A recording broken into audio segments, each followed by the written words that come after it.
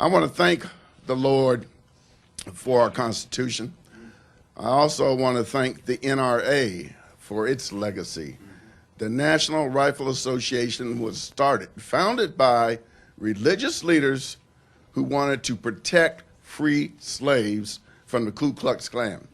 They would raise money, buy arms, show the free slaves how to use those arms, and protect their families. God bless you. Many of us probably wouldn't be here today if it wasn't for the NRA.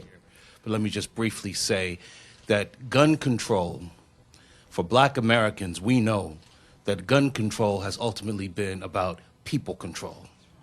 It sprouts from racist soil, be it after or during the infamous Dred Scott case, where Black man's humanity was not recognized. And the beauty about some racists is that sometimes they're blatantly honest. And the racist Chief Justice, Taney, said, we cannot allow the law to recognize the humanity of this individual because he would be able to keep and bear arms. When a lot of Democratic-controlled segregationist governments after the Civil War attempted to deny Black men and women their freedom, they instituted black codes, largely to deny the Second Amendment from newly freed slaves.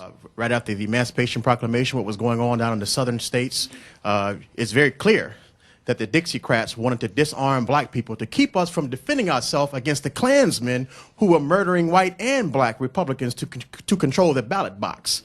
So I think history is ripe with examples of there's a correlation, direct correlation between gun control and Black people control.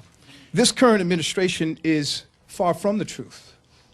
This agenda is becoming more and more obvious to all, that it's a distraction. It's a reason, it's an excuse to carry out an ideology that is more evident every day and every week that goes by, that it is anti-American. And when you touch the Second Amendment, you can't become more anti-American, because America would not be without her guns, and guns would not be necessary without her God. We call upon Americans, both Black, white, Hispanics, Republicans, Democrats, Independents, and even those who are not of our faith, to agree upon this. Without God, without guns, and without the Constitution, America's end will come with haste. For when they change our Constitution, they will take our guns. And when they take our guns, they will also seek to take our God. That's when Americans will fight back.